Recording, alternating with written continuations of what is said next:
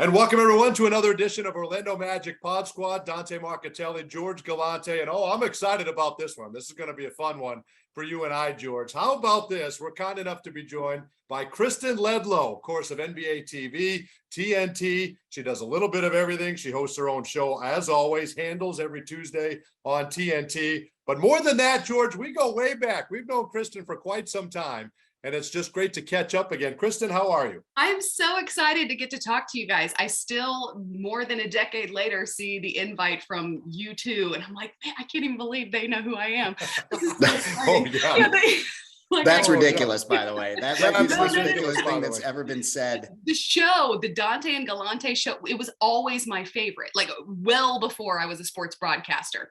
And I was thinking the other day, tell me if you remember this. Oh, I can't wait. I can't wait. That you do. I was watching a summer league broadcast while I was still in college, and you too used to do the summer league broadcast from Orlando, from the was it maybe the practice facility? It was, yeah. It was at the RDV Sportsplex. Yeah. Okay, so and just so everybody knows, that's our career peaked in 08. That was it. That was the highlight, and it has been downhill since then. But that was fun. But we did enjoy doing it. We were really big in 2008. Yeah, that's right. But it may have been right around then. And the game had gotten out of hand in one direction or the other. And so you were taking either phone calls or fan questions. Yes, emails. We would solicit emails all the time. Yes. I don't know if it was a real email or not, but the question that was posed and what you two went on talking about for had to be at least 13 minutes is, what would you do for a Klondike bar? Is there any chance you remember that? I don't remember. They didn't. Did they not go over that in broadcast school for you, Kristen? That you should take on all questions. Journalism, all questions. And I know that you're laughing about it, but it really shaped me as a broadcaster. Think, this is way more entertaining than anything else that's going on the court right now. And you all just went. I mean, it had to be the entirety of a quarter of summer league broadcast. Sadly, I believe that. You were talking about the weather, and it's like, well, so with this, but in Orlando right now, is it warm enough, to do X, Y, and Z for a Klondike bar? And you went on and on, and it was just so funny. Listen, this is why Kristen. I wish we could still do that. This is why Kristen is elevated to where she is, and Dante, I have firmly stuck my anchor right onto your ankle and just pulled you right down to the ground.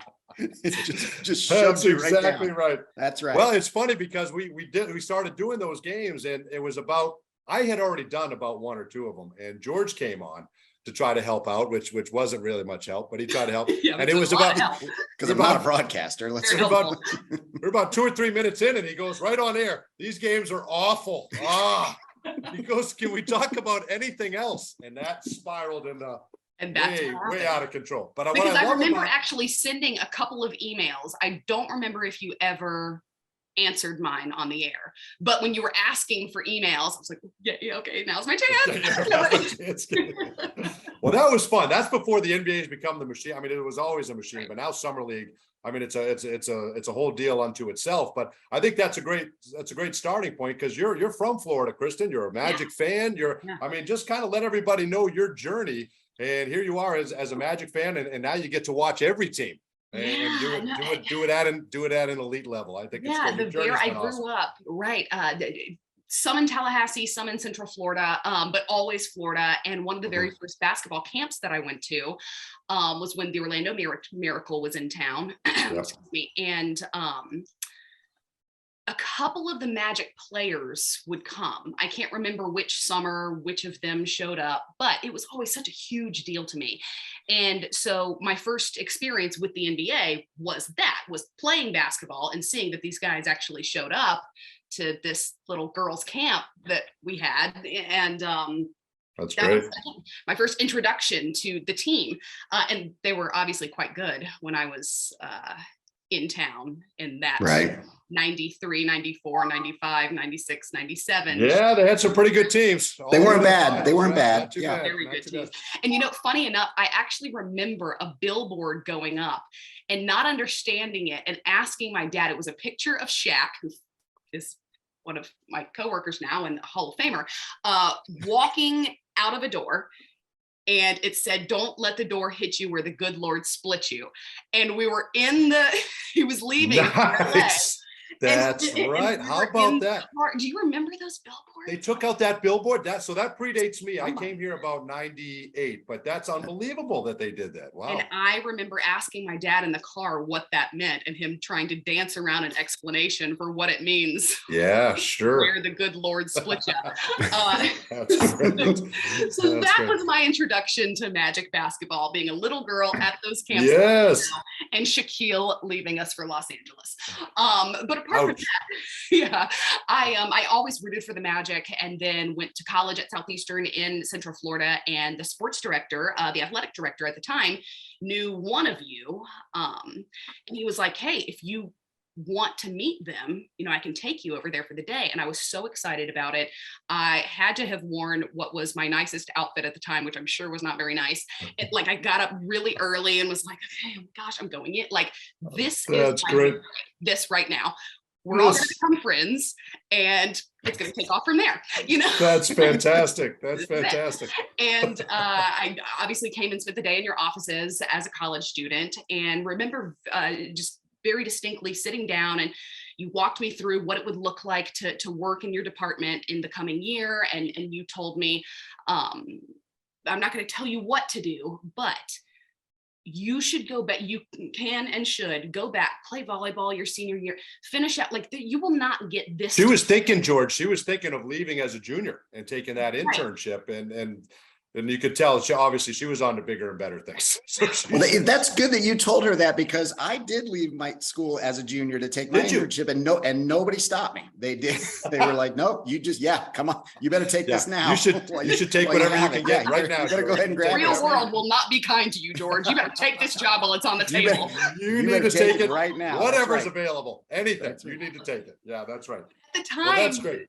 The internship had some either $500 or $600 a month stipend. I had $0 something, and one, I'm going to be rich. Oh yeah. Okay. It's a money grab. It's a big money grab. Yeah. Obviously.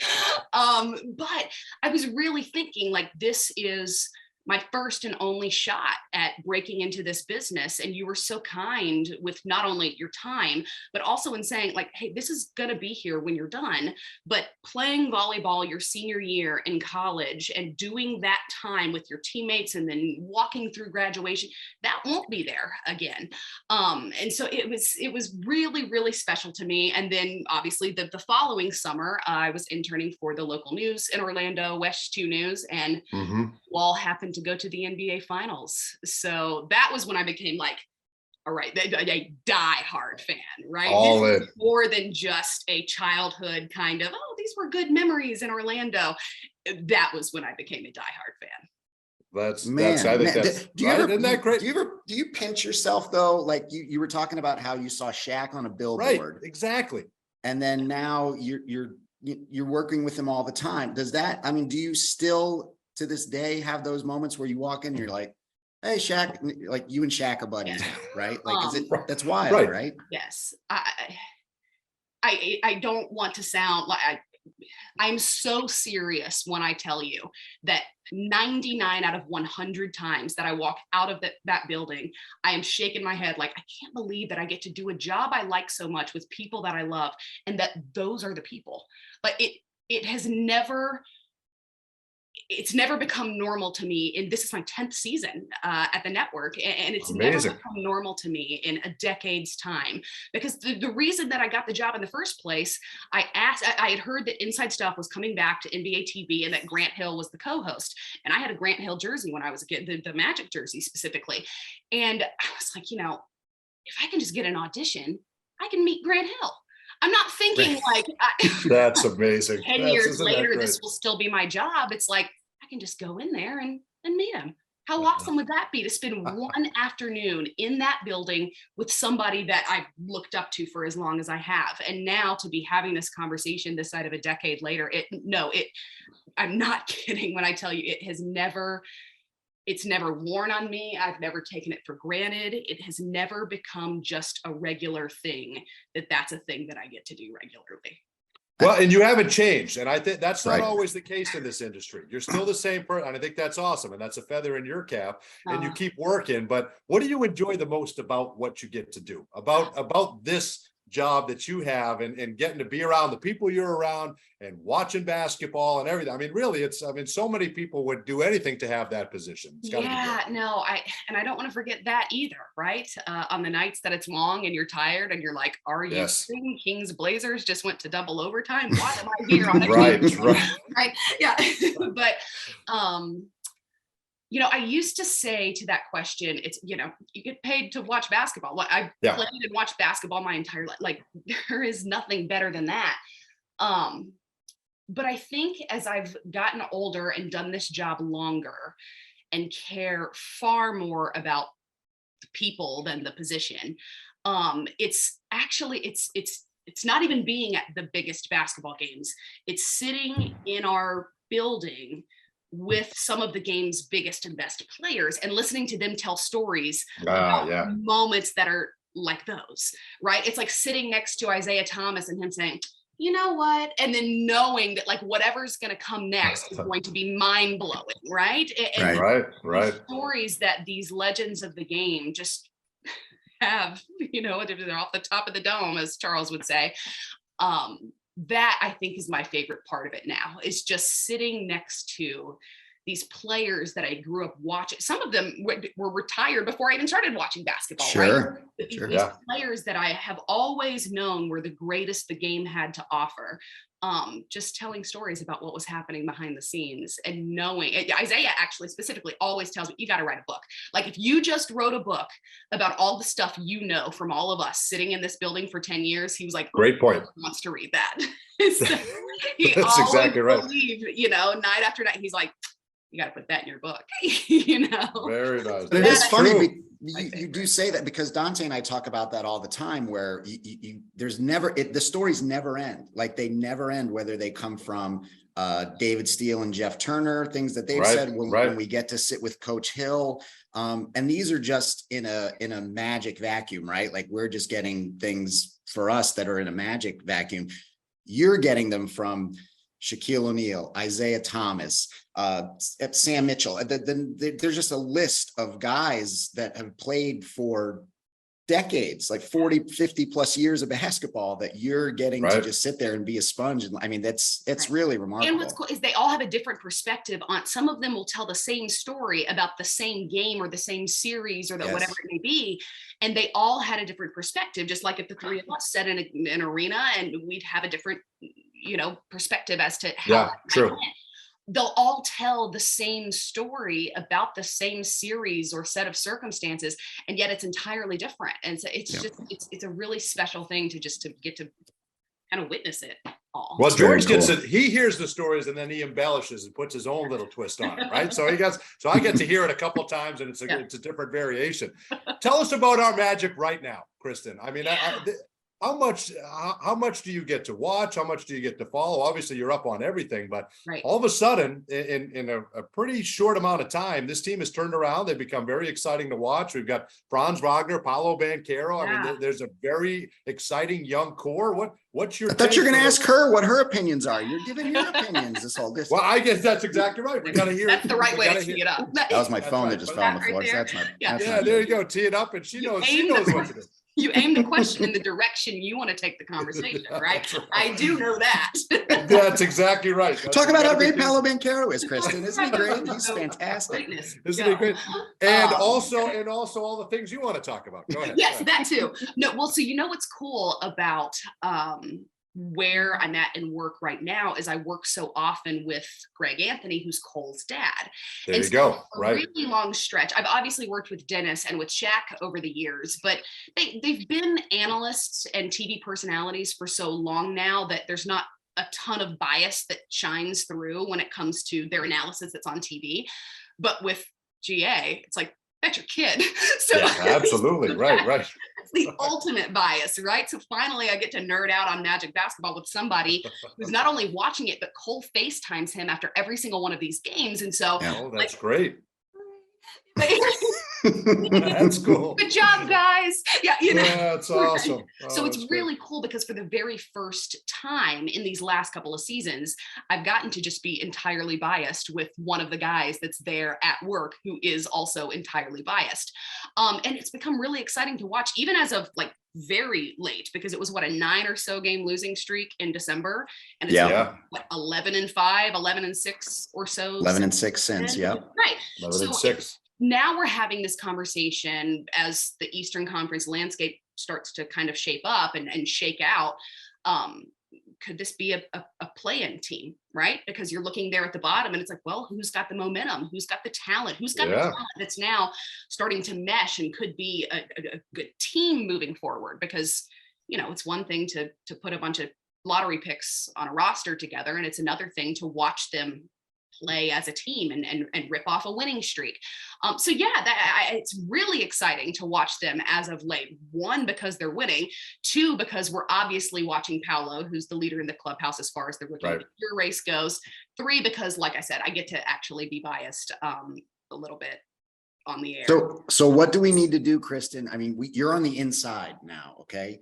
That's right. You guys are way more inside than I am. No, but you're on the inside to where we need to go is we haven't had a national TV game in so long. So I think we need to have you start planting the seeds a little bit to help us, help us get out there a little bit. I will say after 10 years of being at the network, like the power that I've amassed there is still pretty much next to nothing. I have none whatsoever. And what's funny is when like the TNT schedule comes out, I'll get all these tweets and are like, how come you don't have the Magic on there? I'm like, do any of you think that I am in the meetings that are like, listen, guys, let me argue for my team for a moment. No, but you should be in the meetings though. We need to get you in the meetings. We have to find a way to get you in the meetings. That's exactly right. That's what I'm saying. I have though requested a number of times over the years that anytime the Magic are on TNT that I want to be part of it. That request has yet to be fulfilled as well. There was a playoff series that was on TNT with like 3 or 4 seasons ago against the Raptors, right? A first series. Yeah, 2019. But we had the Western Conference on our air finals that season, and so I was sent up to the West and I was watching it and I'm like, man, I could get there. I'm off on Tuesday. Anybody in? Well, maybe this year, maybe if they make a push and they're able to get into that play-in scenario, maybe you can be a part of that. My moment. We'd all cheer for that. Can they get there? Do you feel like what would it take, in your opinion, for them to make that playoff push and get in the play-in scenario? Yeah, they're 3.5 games outside of that 10th spot as of this taping. A couple of things, just in my humble opinion. I think important to preface this with, I don't get to watch all of the games like you two do. Right. Many nights I'm watching whatever game is on NBA TV or TNT, and there are Magic highlights that then I get to see afterwards, and then I get to see the result, right? So this is all coming from a place of kind of that perspective. Sure. On in the background. I think, one, it is difficult, and you could ask Markel this question, to build a team of lottery picks, knowing that none of you have really gotten paid yet. All of you are trying to get to be the guy that gets paid. And all of you are guys who have been the best player on your team the entirety of your basketball career thus far.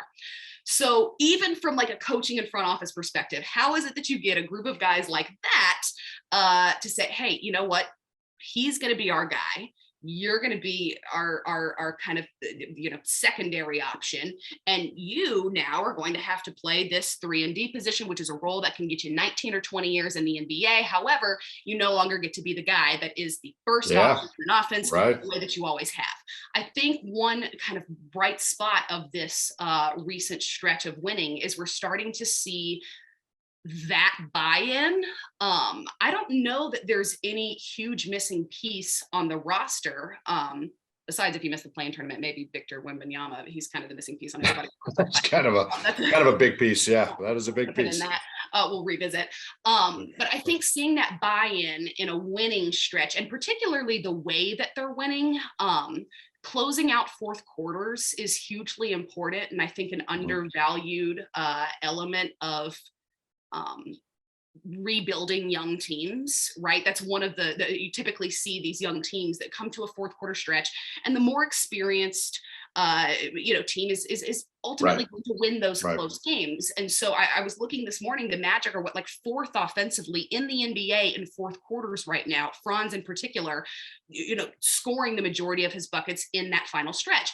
So what that says to me is they have not only what it takes to close a gap when it comes to pursuing a play-in tournament, but to get these young guys all to buy into the particular role that they've been assigned and to then execute those roles in a fourth quarter stretch where it's very tempting to want to be the guy that goes out and gets those final buckets. Like the Portland game was really encouraging and exciting to me to watch it unfold the way that it did. And I think that to me is what says this is a team that could be ready for a postseason push. It is a young team full of a ton of talent, but the way they're finishing games right now is it's about the way they're winning, not just that they're winning. I mean, we've said that, right? See, George, I could never break it down like that. Did you see how well said that was? I could never put that all together that way. She does her homework. You see what we're talking about? We've said that before, right, Dante? Like we've said that what this team has been missing probably for a decade is there's no lineage, right? To like sometimes it would be Vooch would be the best, and sometimes Evan would be the best, and there was never a clear alpha dog. And I think what we're starting to see now, right, Kristen, is there is starting to be this pyramid where we see that Paolo is pretty close to being that guy. And we're going to build around Paolo. We're going to build around Franz, and then perhaps maybe Wendell after that. And from there on out, it's like we figure out the point guard position as well, like who's going to be your primary offensive facilitator. But from there on, once everyone knows and accepts and buys into their role, then you've got a really good team, not just a really good roster. Right. So you mentioned Dennis Scott, who's going to be going into the Magic Hall of Fame. So tell us from after the announcement, how has Dennis been walking around with a little bigger strut? Like how's Dennis over there at the studio? Dennis is so special to me for so many reasons. One, we worked together at the radio station when I first got hired in Atlanta to do morning radio. That's right. Prior to my NBA TV and TNT position, and I was so excited about it the first morning he was coming in because he was always one of my favorites because he was a shooter. It's like, well, yeah, I can never beat Shaq, but I could beat Dennis Scott, right? I always loved 3D for that reason. And it was either the first or second morning that he came in, he brought his toddler, who is now 6'11", Trey, who will undoubtedly be in the NBA this side of a couple of seasons from now. And I was really nervous and kind of like, hi, my name is Kristen and I'm a big Magic fan. I have a cat named Magic and can I hug you? And like, let's just start with a hug. That's how Dante introduced himself to me too. It's really weird. He came right up to me and said, can I hug you? Really weird. Yeah. That's right. Just bring it in. He was so kind and so generous with his time and stayed after the show and was asking me why I'm a Magic fan. And, oh yeah, I remember that game. I remember that series. I remember those camps. I used to be, and so it was really, really special to me, even thinking that if this is the 1 or 2 day stretch that I get to work with him, that somebody that I looked up to for so many years, even from the time that I was little and starting to watch the game, was just as cool as he was, right? And then I started on with the job that I still have now. And so now we've worked really closely next to each other for a decade. One, I will say, you just could not honor a better person or personality in this game than Dennis Scott. And I'm so excited that it's happening. That's cool. By the Orlando Magic. 2, I don't know that you could honor anyone in this game who will appreciate it as much as he does as well. He was so overwhelmed to get the call. He's been so overwhelmed by the response to it. And you can just you can tell how much not just the franchise means to him, but those seasons meant to him as well. And to be honored among there are very few guys in the Orlando Magic Hall of Fame. It's not like this is some slew of dozens and dozens of guys. It's like, hey, you are one of not just the greatest that we've had in Orlando, but also like one of the greatest ambassadors of the game that we've watched go on to do so many big things the way that Dennis has. So I'm so excited for him. And yes, you can absolutely tell that he is as excited as anyone could possibly be about being honored by that. I think that's awesome. It's well deserved, probably long overdue, to get him in there. Right. Totally. And it's great and there's going to be some great ones coming along here down the road as well. Once you start looking back at that 09 finals team, and you're going to start adding to that as well. This group that you get to work with, Kristen, I mean, I always ask myself, you give as an athlete, right? They give themselves, they give their lives to travel, to playing basketball. So I always thought when you're done, right? The last time when I play if I'm these guys, I play my last basketball game, I'm out. Right? I'm like, what is motivating you? Help me understand. I have to do this till I'm 105. I understand that. Whatever. That's fine. But I didn't make what I made.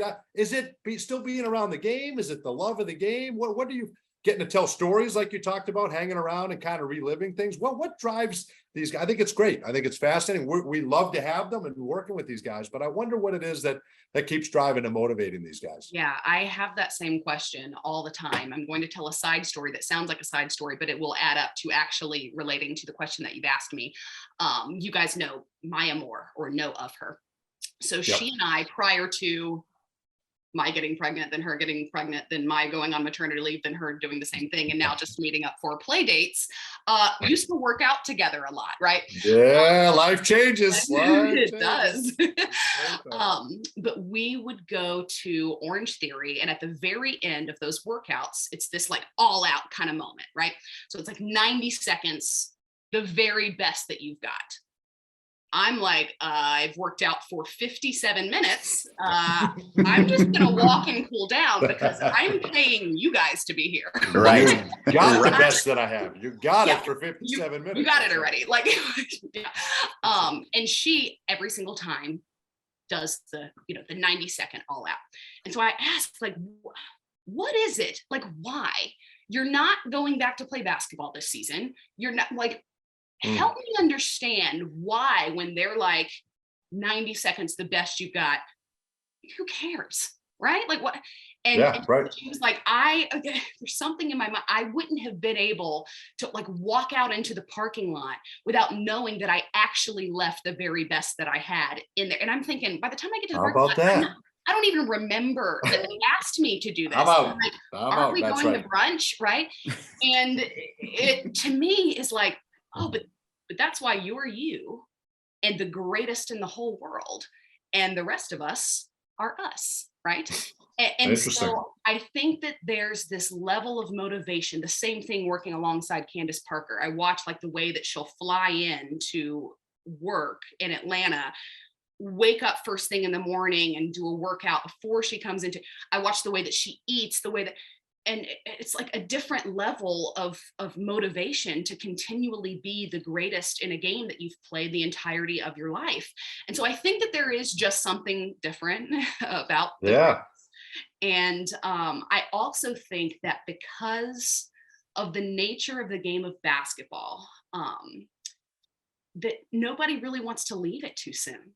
Right? Even when you can't play any longer, still what we get in the building that I work in is the camaraderie, and it's getting to work alongside your teammates, and it's getting to cheer for either the team that you played for or you root for, or now even the one that your son plays on, right? I think that it's way less about like the rest of us have to work jobs for money, and some of us get to work jobs that we enjoy, but realistically that's the primary motivation in the employee. Yeah, of course, right? 100% right. I gotta pay my bills, and so I'm here. Exactly. But I think that once you have all of that, and so that's off the table,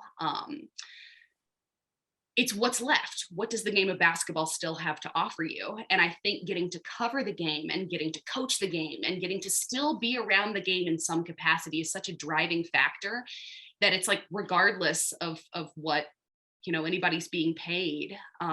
You know what? A great example of that, Jamal Crawford just started working for us in the that's right. the last couple of weeks. And I said to him after our first broadcast together, I was like, you have a unique knack for this, for explaining something that you have done at the highest level for so long in a really synced, clearly communicated kind of way to all of the fans that are watching. And I was like, and that's actually a rare kind of gift, especially for a, young analyst early in their career. And he's like, it's so funny you say that, because I'm like, I would pay you guys to be in this building. And I'm like, that's such a, how about that? Right. Like, that's cool. Just to stay around the game and just to continually watch games, right? Like, he's like, I'm going to be home watching all these games anyway, so why not get to be? I might as well get paid. And That's right. That's right. All of the stories that I get to hear and eat dinner together, and so I think that when it comes down to it, one, like I said, the greats just have a different kind of motivation. Yeah. That, you know what? Right. We can't understand. All right. What would you do for a client? Yeah, right. They exactly. Do a little bit extra. Same level. Exactly. Same level. I get it. Just to have really clear boundaries. Yeah. But I think it's also, once that motivation is gone, what else does the game offer you? And it's like, well, there's still a lot here. There's still a lot that's really good. And so they keep coming back. And that's a great. Yeah. Really that's a great explanation. Really good. So how has life changed since having your baby? I'm just like everybody else. I'm sure it's a little bit of a whirlwind at first, but then you get right back into your routine. Or a new routine, I should say. I mean, and is he 2? Are we saying he's 2 years old already? He's 2 this week. That can't be right. Right? That's crazy. That's so great. Part of it is being pregnant during a pandemic. All those days just disappear because nobody ever actually saw me pregnant. Right? That's true. So that's a good point. That's right. Kind of even went for everyone but me. Wow, that's right. Just one other thing to pile on top of a pandemic. Right. 2 this week, which goodness. It's changed life in every single way.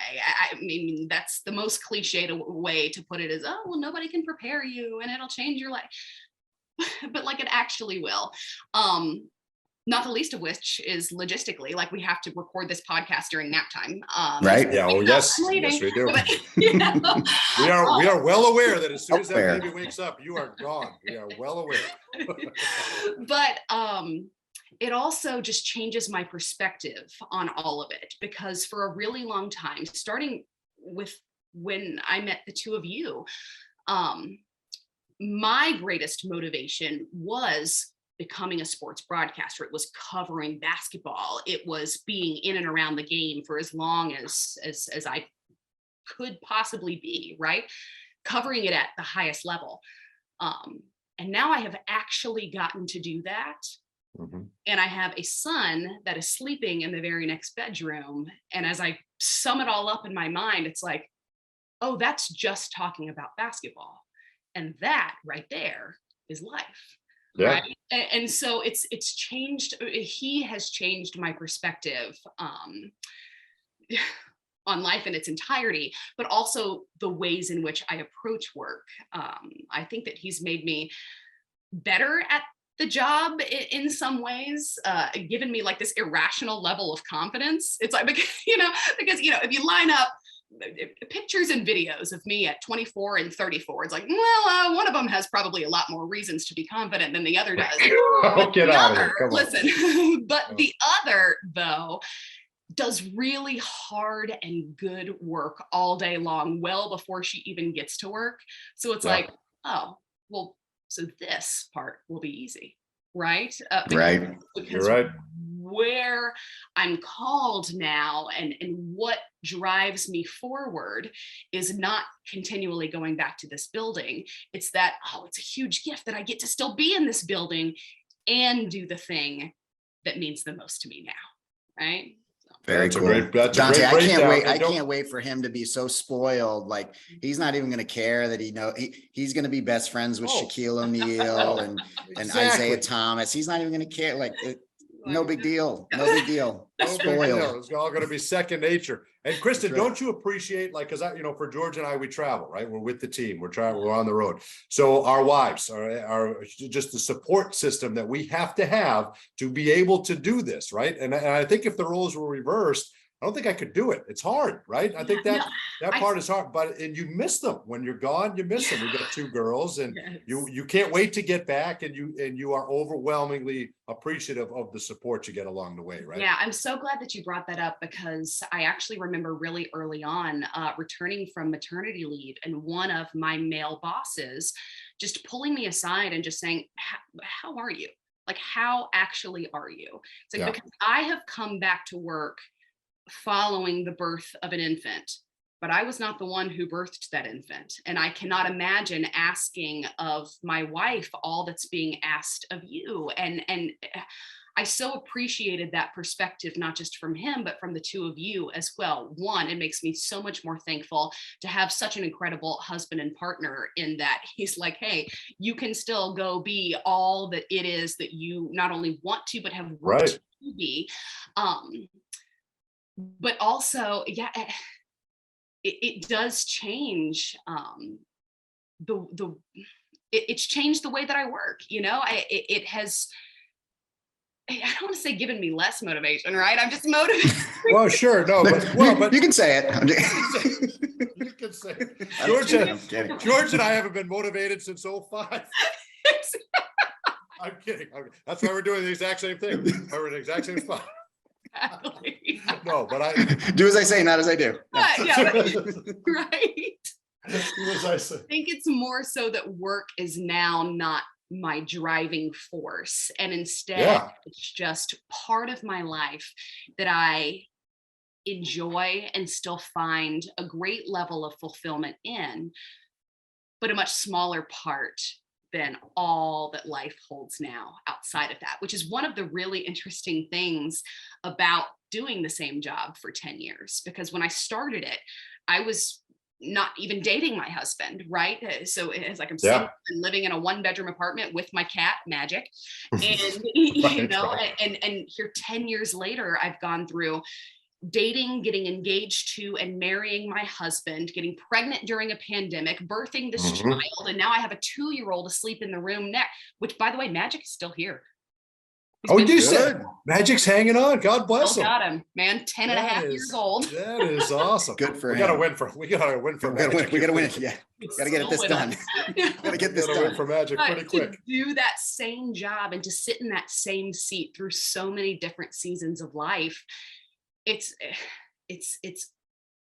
hard and good in every single way, right? To know that so much changed outside of these doors, and yet these are still the doors that I'm walking in and through. But I think that's fantastic. I mean, we do great play dates in the neighborhood. You go with Candace Parker, and you know Shaq, and Orange Theory with Maya Moore. No big deal.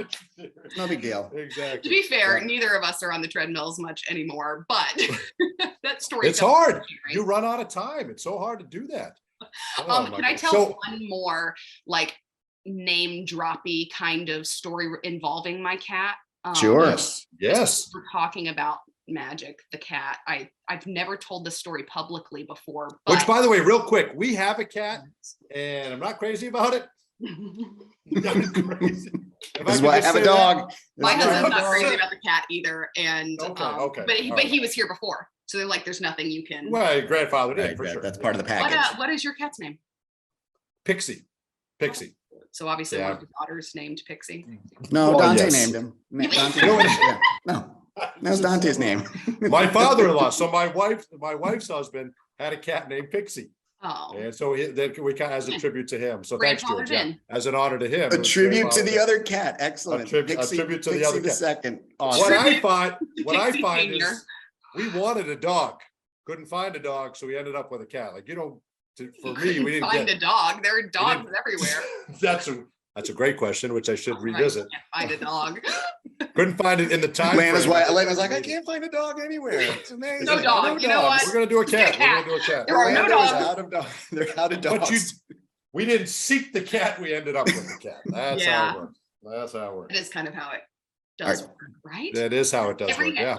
I feel like good for Magic. Magic. I'm glad. The story of a cat owner who's like, oh, I did my research.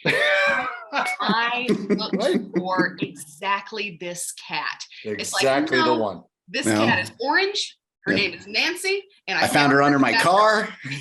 You want to run her over in the morning? All right. It's the best I could do. Tell us I want to know the exclusive Magic. The first season of Inside Stuff, and it was my very first NBA All-Star experience. Grant and I were filming it from the arena, and everybody, was coming in and out, and I'm just kind of overwhelmed by everybody that shows up to NBA All-Star Weekend, right?